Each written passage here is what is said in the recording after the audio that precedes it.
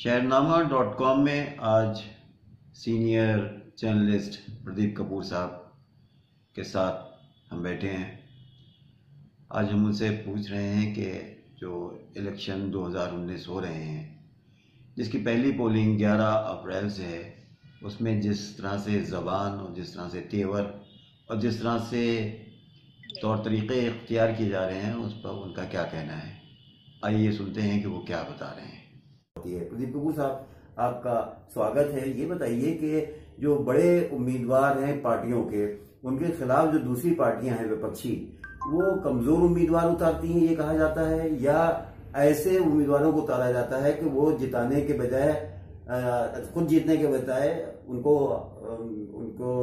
हराने का काम करते हैं। आप हुसैन भाई ठीक कह रहे हैं कि जो माहौल बन गया है, और पिछले कुछ इलेक्शन से मैं देख रहा हूँ कि जो बड़े बड़े उम्मीदवार होते हैं, बड़े बड़े नेता होते हैं, उनके खिलाफ एक बहुत ही हल्के फुल्के कैंडिडेट खड़े किए जाते हैं, ताकि वो कैंडिडेट अपनी तरफ से जीतने का तो छोड़िए, जो जिसके खिलाफ खड़े होते हैं उसको जिताने में ही पूरी मदद करते हैं।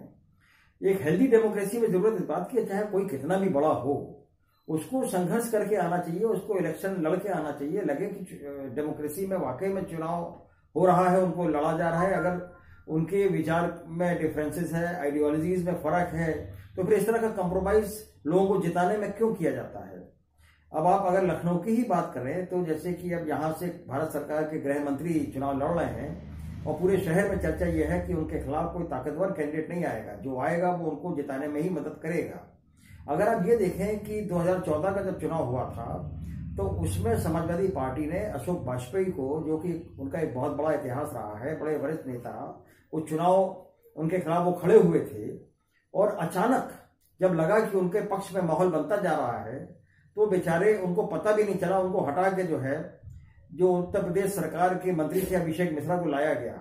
मतलब ये तक हुआ कि अशोक वाजपेयी जी किसी के घर में वोट मांगने गए थे, तो जब वो जो जिसके घर में गए थे उन्होंने कहा कि आप वोट मांगने क्यों आए, आपको तो हटा दिया गया है, आपकी जगह दूसरा कैंडिडेट आ गया है। यहां तक कि उनको बताने की भी जहमत नहीं की गई कि साहब आप हटा दिए गए, अब दूसरा कैंडिडेट आ गया है।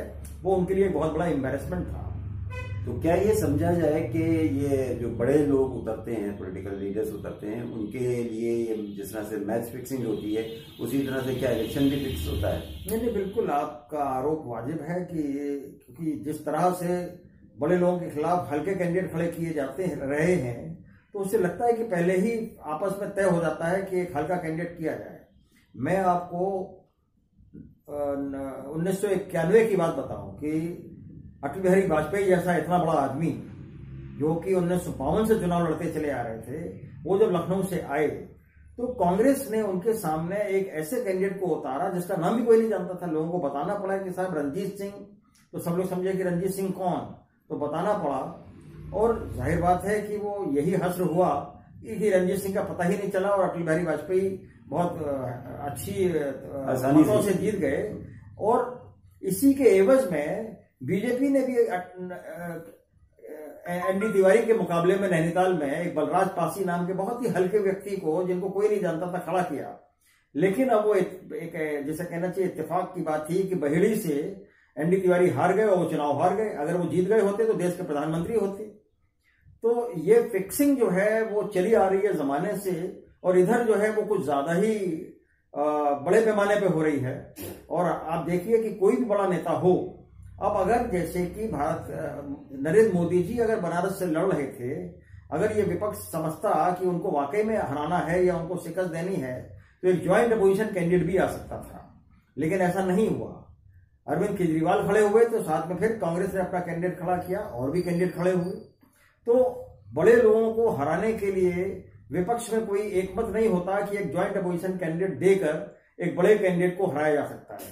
तो लगता यही है कि जितने भी राजनीतिक दल हैं, वो चाहते यही हैं कि हमारे जो पार्टी का बड़ा नेता है वो विधानसभा या लोकसभा जरूर पहुंच जाए, और उनके मुकाबले में एक हल्का फुल्का कैंडिडेट खड़ा कर दिया जाए, ताकि उनकी जीत सुनिश्चित हो जाए।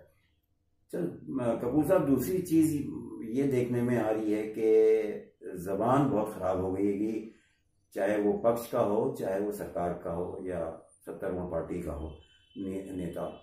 अब इस इलेक्शन में भी आप जो भाषण सुनिए हैं, उनमें जो शब्दावलियों का, जो अल्फाज का, जो वर्ड्स का, जो सेंटेंसेस इस्तेमाल किए जा रहे हैं वो बहुत ही तकलीफदेह हैं और बहुत गिरे हुए हैं। आप क्या समझते हैं कि ये मतलब ये जलबलाहट होती है, ये नाकामी महसूस करते हैं उम्मीदवार, या क्या इसके पीछे है? हुसैन साहब, आपकी बात बिल्कुल वाजिब है। और जिस तरीके का बड़े से बड़े ओहदे पे बैठे हुए लोग जिस तरीके से भाषा जो है उनकी संयमित नहीं है, जिस तरह के अल्फाज वो इस्तेमाल कर रहे हैं, उससे लगता है कि उन तमाम बड़े बड़े लोगों में घबराहट है। क्योंकि हो क्या रहा है कि जो बेसिक मुद्दे हैं विकास के, विकास हुआ या विकास नहीं हुआ, उन मुद्दों को भटकाने के लिए और जात और धर्म की राजनीति में पोलराइज कराने के लिए इस तरह के शब्द और उस तरह की बातें की जाती हैं ताकि उसका फायदा उठाकर वोटों को पोलराइज किया जा सके। तो चाहे वो पक्ष के हों चाहे विपक्ष के हों, बड़े से बड़ा नेता ये कर रहा है। और हम तो टीवी डिबेट में भी देखते हैं कि जो इलेक्शन कैंपेन है उसके अलावा जो टीवी डिबेट है उनका भी स्तर गिरता जा रहा है। उसमें भी जो बड़े से बड़े नेता जाते हैं वो अपनी भाषा पे कहीं कोई कंट्रोल नहीं है। और अब तो ये हालत आ गई कि जो प्रवक्ता है वो आपस में लड़ने लगे हैं और 100 बुलाकर उनको अरेस्ट भी करवाया जा रहा है। तो ये एक, जिसे कहना चाहिए, बहुत बड़ी समाज में और राजनीतिक क्षेत्र में एक बहुत बड़ी गिरावट है जो हम देख रहे हैं। तीसरी चीज ये है कि इलेक्शन कमीशन इस बार बहुत ज्यादा चर्चा में आया और उसकी निष्पक्षता पर बड़े सवालिया निशान लगे। इलेक्शन कमीशन ने बात फैसले ऐसे किए कि जैसे किसी शरीफ बच्चे को नसीहत कर दी जाती है कि देखो आइंदा ना करना। तो आइंदा ना करना क्या मतलब? आइंदा तो फिर 5 साल बाद इलेक्शन आएगा, तो उसके खिलाफ कोई ऐसी कार्रवाई सख्त नहीं होती कि जिससे इलेक्शन कमीशन की जो निष्पक्षता है वो बनी रहे। आप सही कह रहे हैं कि आज के दौर में सब लोगों को टीएन शेषन का याद आ रही है जी, क्योंकि टीएन शेषन एक ऐसे इलेक्शन कमिश्नर हुए थे जिन्होंने इलेक्शन कमीशन की ताकत का एहसास पूरे हिंदुस्तान में सबको करा दिया था जी। और उसकी वजह से हिंदुस्तान में निष्पक्ष चुनाव हुआ था, कहीं वायलेंस नहीं हुआ था और लोगों का फेथ इलेक्शन प्रणाली में वापस लौटा था। तो जिस तरीके से उन्होंने कंडक्ट किया था उसके बाद कुछ समय तक तो उनके जो सक्सेसर हैं वो ये प्रूव करने में लग जाते थे कि वो सेशन से बेहतर हैं, तो वो उतने ही स्ट्रिक्ट होते थे और उतने ही बेहतर तरीके से इलेक्शन कमीशन को वो इलेक्शन कंडक्ट किया करते थे। यहां तक कि हिंदुस्तान के बाहर भी, हिंदुस्तान में किस तरीके से इलेक्शन कंडक्ट किए जाते हैं उनका उदाहरण पेश किया जाता था और उसकी वाहवाही भी होती थी। लेकिन इधर बड़े दुख के साथ कहना पड़ रहा है कि जिस तरीके से इलेक्शन कमीशन ने अपने को कंडक्ट किया है, जिस तरह की शिकायतें आई हैं और जिस तरीके से इलेक्शन कमीशन ने बजाय एक्शन लेने के सिर्फ नसीहत देकर छोड़ दिया है, उससे इलेक्शन कमीशन की निष्पक्षता पे सवालिया निशान लगता है। अच्छा, दूसरी बात यह है कि जो एक सबसे अहम सवाल है कि जो संवैधानिक पदों पर लोग आसीन हैं और बैठे हुए हैं, मिसाल के तौर पर गवर्नर हैं या और बड़े लोग हैं, तो इनको क्या पार्टी या जिससे पार्टी से वो आए हैं या जिससे उनका ताल्लुक था, तो उसके फेवर में क्या बयान देना चाहिए? जिस तरह से कल्याण सिंह राजस्थान के गवर्नर ने बयान दिया मोदी के लिए, या राम नायक साहब ने लेटर लिखा कि सहारनपुर का नाम बदल दिया जाए इलेक्शन के दौरान, तो क्या ये इन लोगों ने अपनी ईमानदारी का सबूत दिया है? नहीं, देखिए, जो गवर्नर होते हैं, जो स्पीकर होते हैं, जो विधान परिषद के चेयरमैन होते हैं, जो लोग भी संवैधानिक पदों पर बैठे हुए हैं, उनको इन चीजों से परहेज करना चाहिए और ये मान लेना चाहिए कि वो पॉलिटिकल पार्टी छोड़ के आए हैं, तब जाके संवैधानिक जिम्मेदारियां निभा रहे हैं। तो उनको किसी भी पॉलिटिकल पार्टीज के पक्ष में कोई भी इस तरह का बयान देना बहुत ही अनुचित है। जिस तरह की बात कल्याण सिंह जी ने कही, जाहिर बात है कि वो उनकी मर्यादा और उस जो पद उन्होंने के पास है उसके प्रतिकूल है। उस तरह का उनको नहीं व्यवहार करना चाहिए था।